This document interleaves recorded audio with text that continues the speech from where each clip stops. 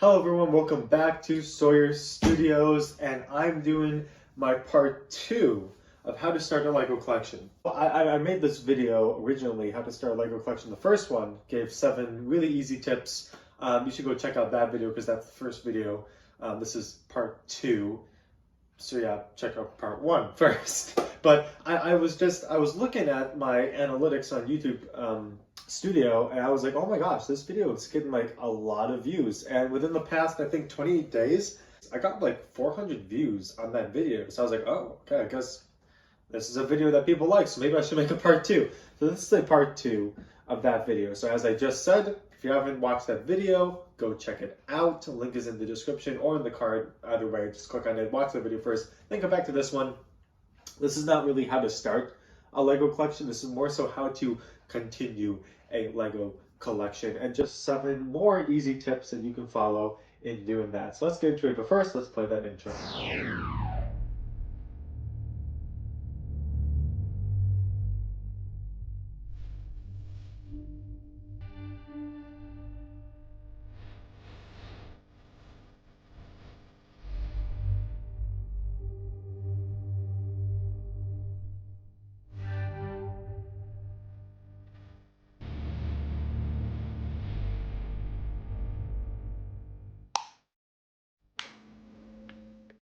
All right, so number 1 on the list is don't do it alone.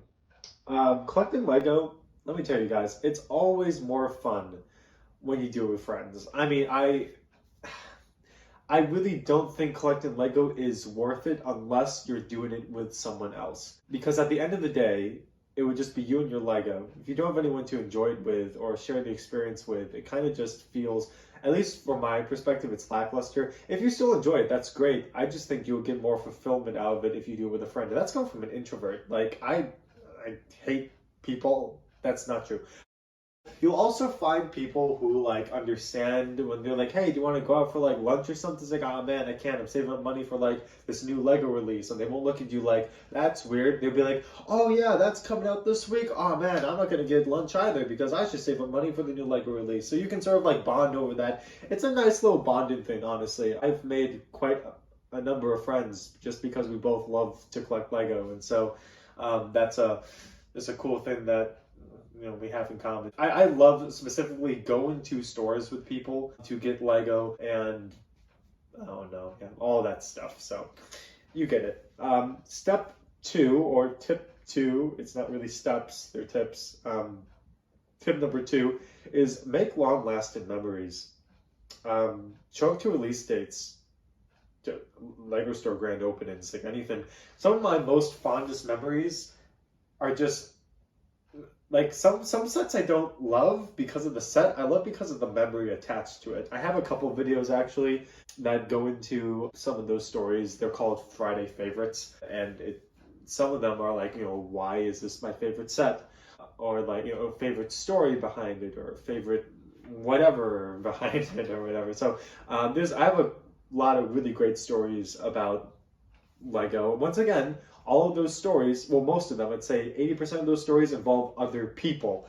The Tanta V4, for example, I went to the Lego store grand opening in Syracuse Mall, Destiny Mall in Syracuse, New York, and I went with my friend Michael and his family and our friend Richard, and it was just a blast. I'm not going to get into the entire story. You could just watch the video and hear about it, but it was great.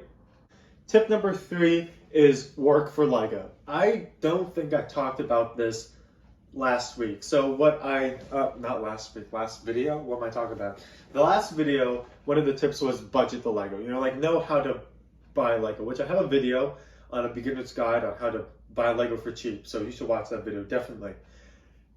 If you don't know, if you work for Lego, you get an employee discount. I don't know if you know exactly how that works, but I'm here to explain that to you. So essentially, there are some pros to working for Lego. There are some cons to working for Lego. And let me list off the pros. First of all, if you start off working for Lego, you are going to get, I believe it starts off as a 20% discount of all Lego. Now there's a cap on how much you can use the discount on. I think it's $2,000, but I think it's like you can spend $2,000, so it's not like you can get 20% off of $2,000 worth of Lego. You can get 20% off on Lego and spend up to $2,000. Now, after you work there for, I think it's 90 days. I want to say it's 90 days. Your 20% off discount then becomes a 50% off discount. So now you're able to get $4,000 worth of Lego for $2,000. The main pro is the fact that you can get a 50% off discount for $4,000 worth of Lego every year. A negative to it, I will say, is that you can't do YouTube for Lego. Like, you can't do Lego YouTube stuff. That's the only reason why I'm not a Lego employee, is because if I became a Lego employee, I'd have to stop doing Lego YouTube. And I love doing this too much to stop. So that's why I'm not working for Lego. That's why I'm not getting a 50% off discount. So yeah, there's a lot of other stuff to take into consideration. If you never plan on doing a YouTube channel, then sure, go for it. But that's my third tip. Moving on to number 4, pre-plan your purchases. So what does that mean? Just stay tuned with what is being released next. What really helps is just planning ahead, having a financial plan. If you know what sets are coming out in January, like what sets are being released, figure out which ones you want and figure out the total price, the sum of that. If the price is too much for your pocketbook, then figure out which sets you want to get release day and what sets you can wait later to get. Because the great thing about Lego is that those sets are not going to retire until at least a year and a half. So you don't need to get them all right away. But it will allow you to help have a mindset of like, okay, what money do I have to save? How do I have to budget my expenses for the next couple months maybe? Can I go out to eat in December before January release date? How many times can I go out to eat? Etc. It's really useful to be able to just plan your purchases, have a plan with what you're going to use your money for. That's a huge thing with collecting Lego. As I said before, you want to budget, and know your financial state. Part of that specifically is planning ahead your purchases, making sure you know what sets are coming out so that you don't overspend and you're not surprised. Tip number 5, bigger is better. So this is interesting, and I will say I think there are 2 categories for this. If you are younger, like a younger age, I'd say teenager and younger, bigger sets are not better. I don't think so. I think that a teenager and younger would more want like a Bad Batch shuttle to play with, to battle with, or a 501st Battle Pack. I think, when you're at that age, Lego is, you want to collect Lego, but you want to use it. You want it to be swooshable. The older you get, I do think the 18 plus, although I hate the idea of 18 plus sets, I think there is some merit to that. It's not like you have to be 18 and older to have those sets, but they make a good point. 18 plus sets, they're going to be bought by people who are older because they kind of want to use Lego in a different way. It's display purposes. It's more impressive. Bigger is better when you're older, because if someone comes into your house and they see a really big Lego set, that's pretty impressive. They might not even know what it is, but like, if it's big, that's impressive. And so, for example, the gunship right here. This is a great display piece. I love it. It's an eye grabber whenever people come in. Great conversation starter. And I love having it in my set, not just in my collection, not just because I love the Clone Wars. I love the gunship. The gunship's it was one of my favorite ships in all Star Wars. I also love it because it is a wow factor. It draws the eyes because it's big. Same with like the Millennium Falcon, you see a Star Destroyer, Titanic, Ninjago City, Gardens, the Hogwarts Castle, the Roman Colosseum, any of those. They're just really cool. So I would say in some senses bigger is better. Of course, bigger means more expensive, which is probably another reason why younger collectors steer towards more smaller sets. I do think if you have a limited budget, unless you really want a big set, I would just stick with getting a bunch of small sets.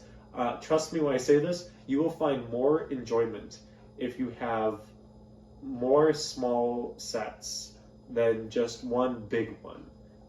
Because once again, you're going to probably get more utilization out of your smaller ones. And this sort of segues into tip number 6 I have here, which is use your Lego.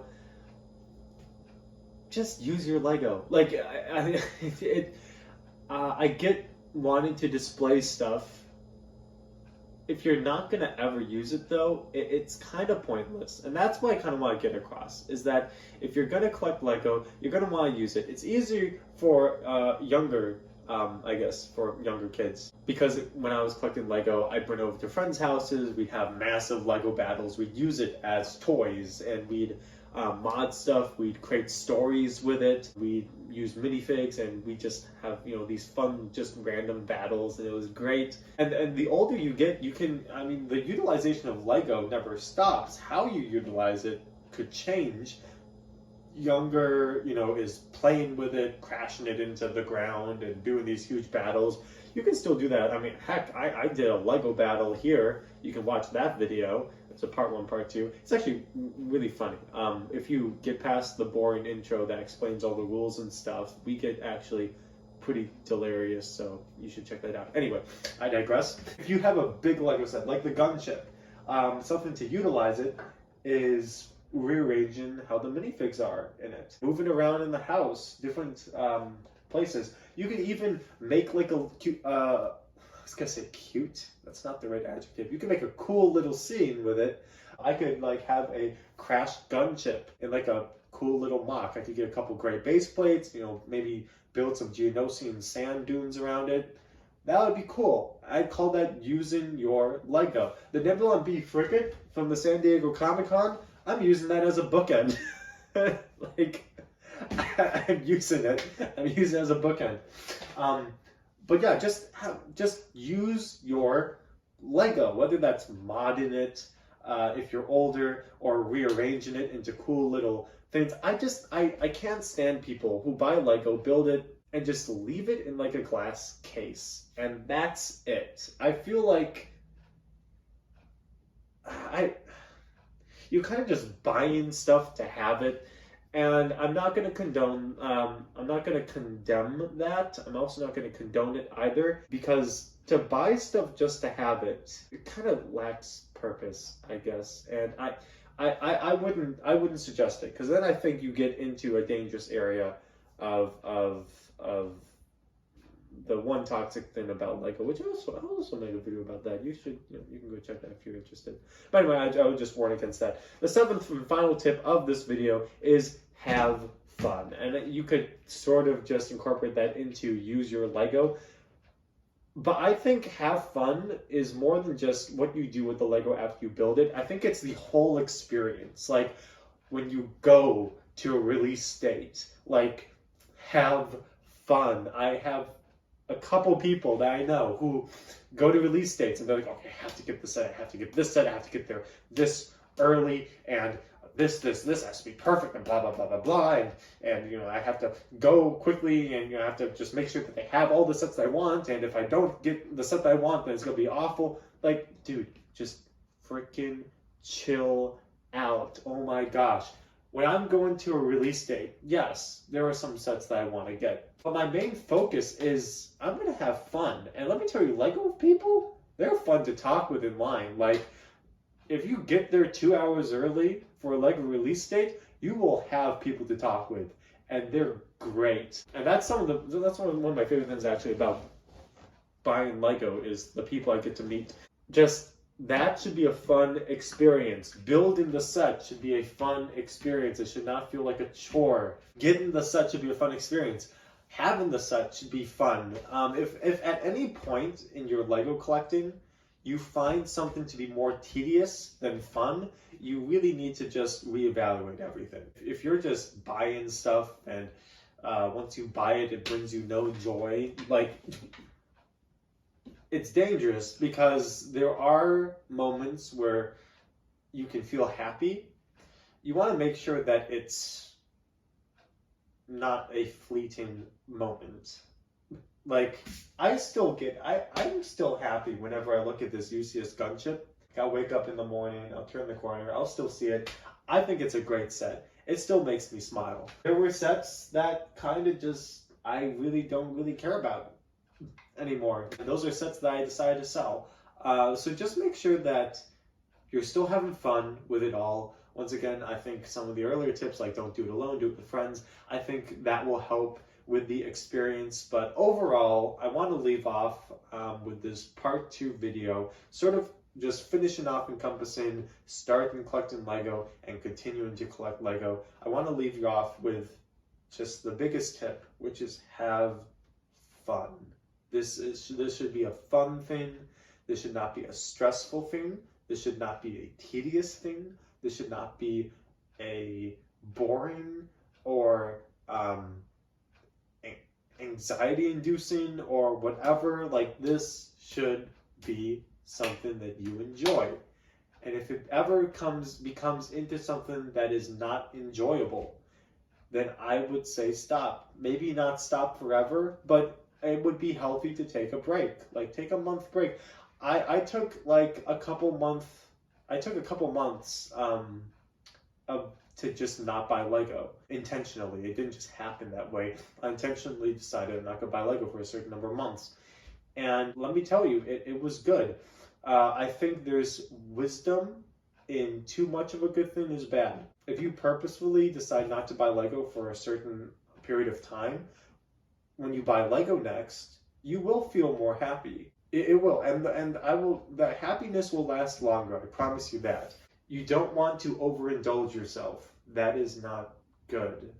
You want to be able to say no, and I talk about this in past videos and the other one. I just want to leave you with have fun with it. Make sure you don't overindulge, because that will take the fun out of it. And honestly, it is a nice refresher just to say I'm not going to buy Lego for a certain amount of time. Get back into it and you're like, oh my gosh, this is so fun. It just is a good reminder, good refresher, all that. Anyway, thank you for watching this video, everyone. I hope that you like this video as much as you like the first one. And as per tradition in Sawyer Studios, at the end of every Lego video, we will read a little bit more of William Shakespeare's Star Wars: A New Hope by Ian Doescher. We are in the middle of scene 2, and here we go. Enter stormtroopers, searching. Enter Princess Leia, holding a blaster. Aye, there's one. My comrades, set for stun. Princess Leia shoots, Stormtrooper 1 dies. Stormtrooper stun Princess Leia. She shall do well. Go now, inform the dread. Lord Vader, we have caught a prisoner, and may Mos Eisley drinks flow swift and free, when Vader grants rewards for work well done. Exit Stormtroopers with Princess Leia. Enter C-3PO and R2-D2 as the latter enters escape pod. Hold! Thou art not permitted to go in. Deactivated thou shalt surely be. Beep, beep, beep, beep. Thou shalt not label me a mindless brute philosopher, nay, nay. Thou overladen glob of grease, thou imp, thou rubbish bucket fit for scrap, thou blue and silver pile of bantha dung. Now come, and get thee hence away, lest someone sees. Beep, beep, beep, squeak, beep, beep, beep, beep, beep, wee. What secret mission, and what plans? What dost thou talk about? I'll surely not get in. Sound of blast. I warrant I'll regret this, so say I. Exit C-3PO into escape pod. R2-D2. This golden droid has been a friend, 'tis true, and yet I wish to still his prating tongue. An imp he calleth me? I'll be revenged, and merry pranks aplenty I shall play upon this pompous droid C-3PO, yet not in language shall my pranks be done. Around both humans and the droids I must be seen to make such errant beeps and squeaks, that they shall think me simple. Truly though, although with sounds oblique I speak to them, I clearly see how I shall play my part, and how a vast rebellion shall succeed by wit and wisdom of a simple droid. Exit R2-D2 into escape pod. Now climb the metal pair into the pod, which shooteth from the ship like laser blast, and to the planet's face as straight as rod, the capsule takes the droids by power vast. Enter chief pilot and captain. There's another one. Pray hold thy fire. For certain there are no life forms aboard, and truly what may be the chance that ought? But life alone could fly within that pod. The rebels could not be so cunning, bold, to put the Death Star plans therein. If I were one to bet, I'd stake my life on it. All's well that endeth well, so say the wise, and so that pod shall live to land below. Exit Chief Pilot and Captain. Enter droids, aside in escape pod. 'Tis but a jest, surely we are mocked, for R2-D2, plainly canst thou see, the damage looks but minor from below. Can thou be sure this pod is safe? Beep. Oh. Exit. Thank you everyone for watching this video. Please like, comment, and subscribe down below. Click that bell icon if that bell icon's on so you can get notified when I'm posting new content. Join the Discord server. Link is also in the description below. Check out those videos that were mentioned in the video, this video before, in the video stuff. Yep.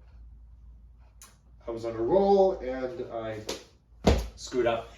Anyway, have a great rest of your day. You guys are all awesome. See you next time. Peace out.